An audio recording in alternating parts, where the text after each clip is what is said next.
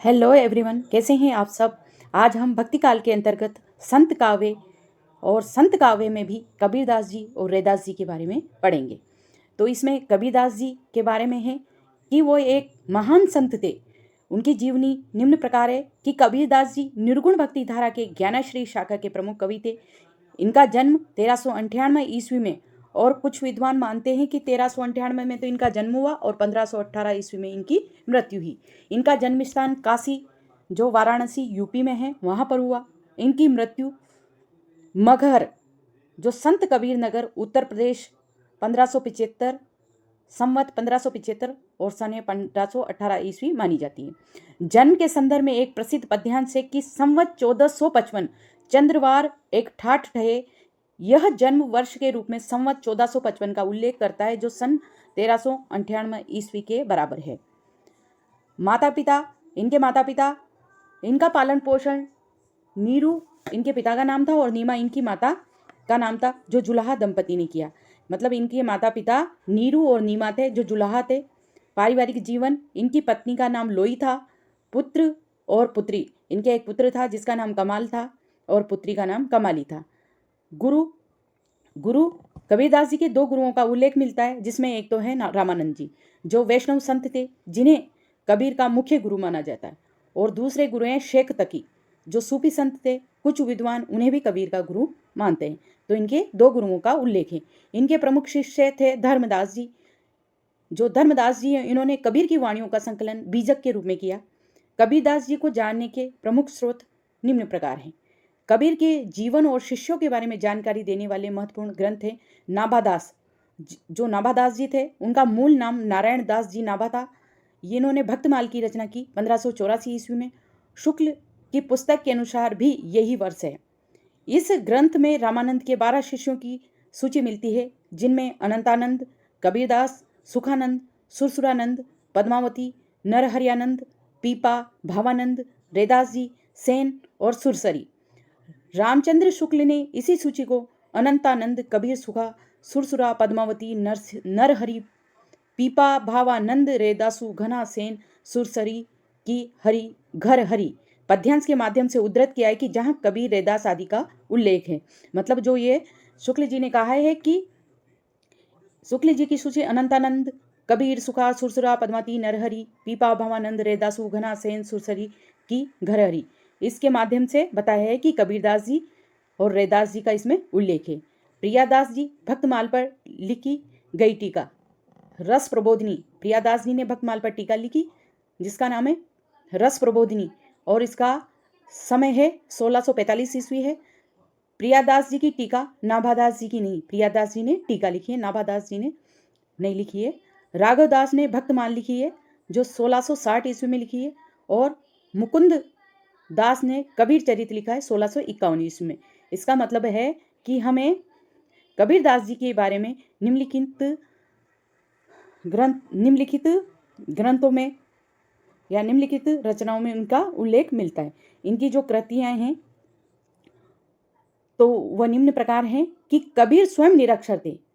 उन्होंने स्वयं कहा है कि मसी कागज छुयो नहीं, कलम गयो नहीं हाथ। मतलब मैंने कागज को छुआ नहीं है और कलम को हाथ नहीं लगाया है। इसलिए उनकी रचनाओं का संकलन उनके शिष्यों द्वारा किया गया। बीजक, यह कबीरदास की प्रामाणिक रचनाओं का संग्रह है, जिसका संपादन उनके शिष्य धर्मदास ने किया। बीजक के 3 भाग हैं। तो पढ़ रहे थे अपन कि ये स्वयं निरक्षर थे, लेकिन इनकी रचनाओं का संकलन उनके शिष्यों द्वारा किया गया। और जो बीजक है, ये कबीरदास की प्रामाणिक रचनाओं का संग्रह है, जिसका संपादन उनके शिष्य धर्मदास ने किया। बीजक के 3 भाग हैं। साखी जो दोहा छंद में लिखी है और इसकी भाषा है सद्दुकड़ी है। शब्द, ये पद शैली में रचित हैं, जिसकी भाषा है ब्रज भाषा। पूर्वीपन का प्रभाव, इस शब्द रचना में पूर्वीपन का प्रभाव भी देखने को मिलता है। रमेनी जो इनकी रचना है, ये पद शैली में लिखी गई है और दोहा और चौपाई के क्रम में। इनकी भाषा है ब्रज भाषा और इसमें भी पूर्वीपन का प्रभाव है। गुरु ग्रंथ साहिब में 1604 ईस्वी में लिखा गया। सिखों के इस पवित्र ग्रंथ के संकलनकर्ता और संपादक गुरु अर्जुन देव थे। इस ग्रंथ में भी कबीरदास जी के 474 पद मिलते हैं। तो 474 किस में मिलते हैं? गुरु ग्रंथ साहिब में, जो 1604 ईस्वी में इसकी रचना की गई।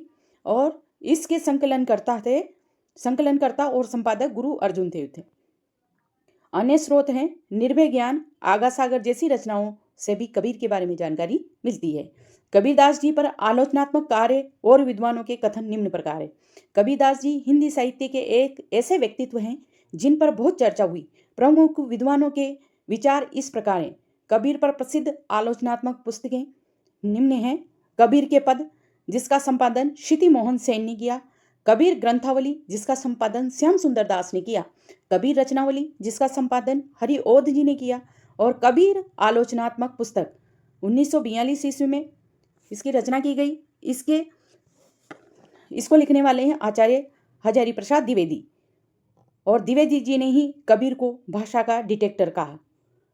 कबीर आलोचनात्मक पुस्तक लिखी विजयेंद्र स्नातक ने। कबीर बाज भी, पपीहा भी, कपोद भी पुस्तक लिखी है डॉक्टर धर्मवीर ने, जो दलित आलोचक हैं। डॉक्टर पुरुषोत्तम अग्रवाल की पुस्तकें विचार का अनंत और अकथ कहानी प्रेम की, ये कबीरदास जी पर लिखी गई है डॉक्टर पुरुषोत्तम अग्रवाल के द्वारा। विचार का अनंत और अकथ कहानी प्रेम की। कबीर की भाषा पर विचार। श्याम सुंदर दास जी के विचार हैं कि कबीर की भाषा को पंचमेल खिचड़ी कहा है श्याम सुंदर दास ने, क्योंकि इसमें विभिन्न भाषाओं के शब्द हैं। आचार्य रामचंद्र शुक्ल ने कबीर की भाषा को सद्दुकड़ी कहा है, जिसमें विभिन्न प्रादेशिक बोलियों का मिश्रण है। आचार्य हजारी प्रसाद द्विवेदी ने कबीर को भाषा का डिक्टेक्टर यानी तानाशाह कहा है, क्योंकि वे भाषा को अपने अनुसार मोड़कर प्रयोग करने में सक्षम थे। विद्वानों के प्रमुख कथन निम्न प्रकार हैं। आचार्य हजारी प्रसाद द्विवेदी ने कहा है कि इन्होंने कबीरदास को हिंदी साहित्य के इतिहास में भक्त रूप में स्थापित किया। आचार्य हजारी प्रसाद द्विवेदी जी ने इन्होंने कबीरदास को हिंदी साहित्य के इतिहास में भक्त के रूप में स्थापित किया था। इनके अनुसार कबीर के यहाँ कविता बाय प्रोडक्ट यानी एक अनपेक्षित उत्पाद है। उनके लिए कविता सहज है, जैसे चलुआ का माल, नदी का बहता पानी और घास का पाल यानी घास की छाया। कथन है रूप के द्वारा अरूप की व्यंजना, काव्य कला के द्वारा अकथ्य का ध्वनन, काव्य शक्ति का चरम निदर्शन, नहीं तो और क्या है। ये कथन है आचार्य हजारी प्रसाद द्विवेदी जी का। और किन के बारे में कहा है, तो यह कहा है कबीरदास जी के बारे में। इस कथन को निश्चित रूप से आप याद करें, यह परीक्षा में देखने को मिलता है कि रूप के द्वारा अरूप की व्यंजना, काव्य कला के द्वारा अकथ्य का ध्वनन, काव्य शक्ति का चरम निदर्शन, नहीं तो और क्या है। उसी के साथ आचार्य रामचंद्र शुक्ल ने कबीरदास जी के बारे में कहा है कि शुरू में शुक्ल जी कबीर के प्रति थोड़े उदासीन थे, लेकिन बाद में उन्होंने माना, इसमें संदेह नहीं कि प्रतिभा उनमें बड़ी प्रखर थी।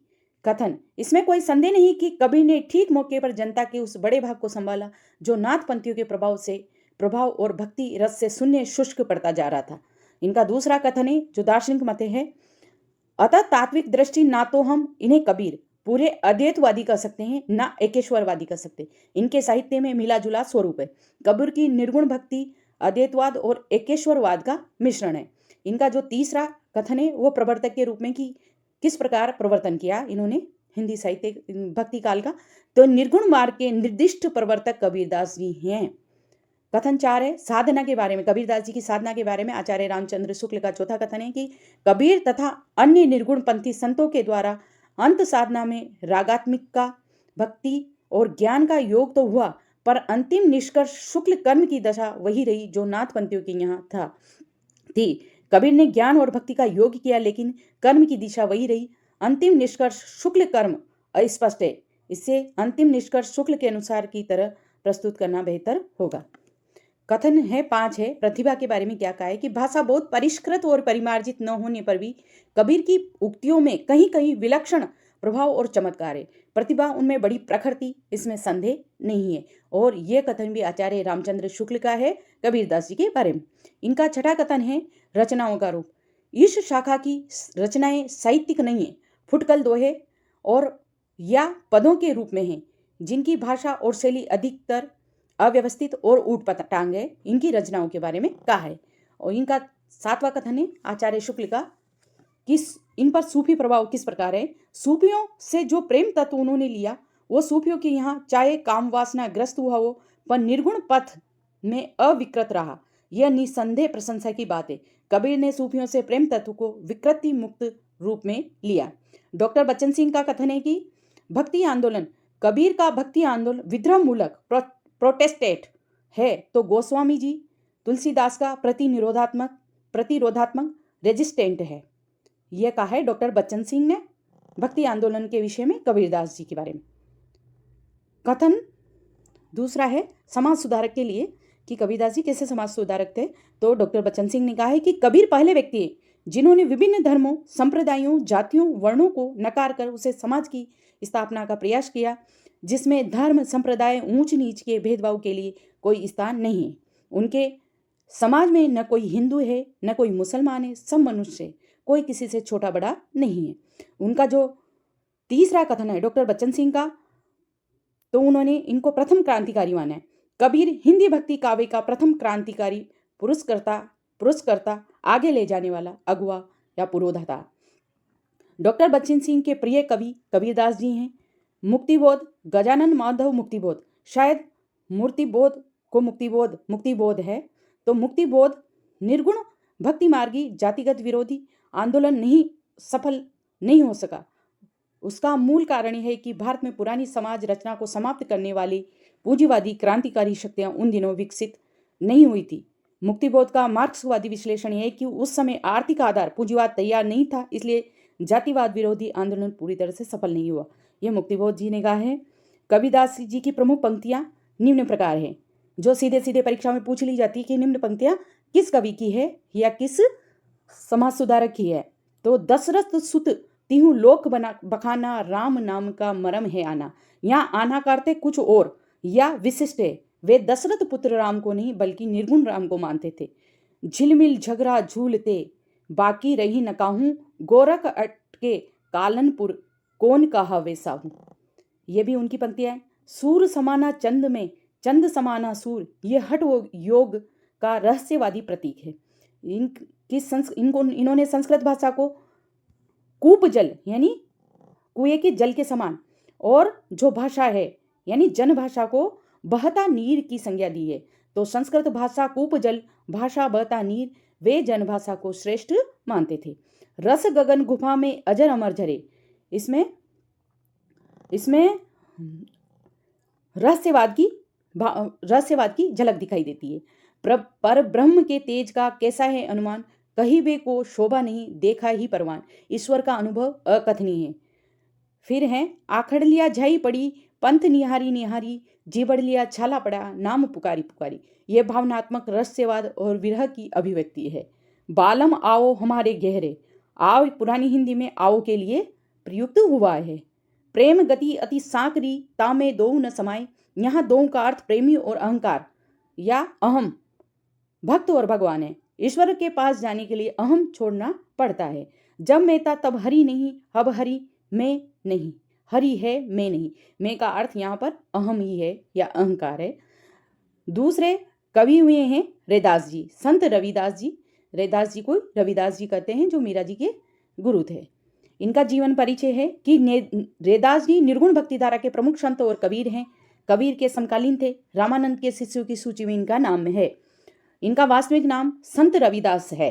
इनका जन्म 1398 ईस्वी में, कुछ विद्वान इसको सन 1388 ईस्वी भी मानते हैं। इनका जन्म स्थान बनारस में, वाराणसी यूपी में हुआ। इनकी जो पारिवारिक पृष्ठभूमि थे वे बनारस के एक चमार परिवार से थे। इस संदर्भ में एक पद्यांश है कि जाके कुटुंब सब ढोर डोंबत, अजहू फिरू हु बनारस आसा पासा। अर्थात रैदास के परिवार वाले साधु संप्रदाय रैदासी परंपरा से संबंधित थे। ढोर डोंपट का अर्थ है जो ढोर ढोते हैं, यानी मरे हुए जानवर को ढोते हैं।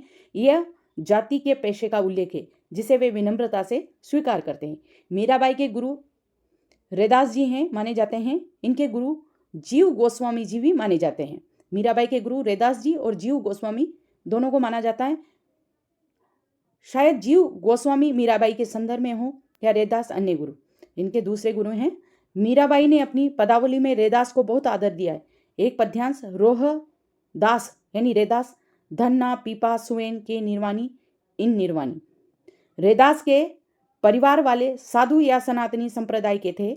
बलिदान व्यक्ति ने इस साधु या सतनामी संप्रदाय के लोगों ने बलिदान व्यक्ति अस्पष्ट है, इसलिए साधु संप्रदाय रैदासी परंपरा, इनकी जो कृतियाँ हैं वह है साधु संप्रदाय चलाए इन्होंने और इसकी परंपरा रैदासी परंपराएं कहलाई। तो इनकी जो कृतियाँ हैं वो निम्न प्रकार है। रैदास ने कोई ग्रंथ नहीं लिखा, लेकिन उनके पद बहुत लोकप्रिय। गुरु ग्रंथ साहिब में, सिखों के पवित्र ग्रंथ गुरु ग्रंथ साहिब में रैदास जी के 40 पद मिलते हैं। रैदास जी की प्रमुख पंक्तियाँ हैं कि रैदास की भक्ति अत्यंत विनम्रता और सहजता से भरी है। प्रभु जी चंदन हम पानी, जाकी अंग अंग बास समानी। यह रैदास जी की प्रसिद्ध पंक्तियां हैं जो ईश्वर के साथ उनके अनन्य संबंध को दर्शाती। मैं भी मन चंगा तो कठौती में गंगा, यह बहुत प्रसिद्ध कहावत है जो इस बात पर जोर देती है कि आंतरिक पवित्रता सबसे महत्वपूर्ण है, न कि बाहरी दिखावा। थ्यावर जंगम कीट पतंगा भंवर पूरी रहो हरिराई, ये भी उनकी प्रसिद्ध पंक्तियां हैं। गुण निर्गुण कहियत नहीं जाकी, रैदास जी कहते हैं कि गुण और निर्गुण के भेद से परे ईश्वर की बात करते हैं। जाकी ओछा जाति, यहाँ जाकी नहीं है, जाति। जाति ओछा पाती ओछा, ओछा जन्म हमारा, राम राज में सेवा कीनी, मैं है रैदास चमारा। अर्थ मेरी जाति, इसका अर्थ है कि मेरी जाति नीची है, मैं श्रेणी नीची है, मेरा जन्म नीचा है, मैं रैदास चमार हूँ और मैंने राम के राज्य में सेवा की। ये उनकी विनम्रता का शिखर है। इसी के साथ आज की क्लास यहीं ख़त्म करते हैं। आगे हम अन्य दूसरे कवियों के बारे में पढ़ेंगे। अगर आपको यह क्लास पसंद आई हो तो चैनल को सब्सक्राइब कीजिए, वीडियो को लाइक करें, शेयर करें और हमारे चैनल को कमेंट करें और हमारे चैनल को आगे बढ़ाने में योगदान दें। इसी के साथ आप सबको धन्यवाद। जय श्री राधे राधे।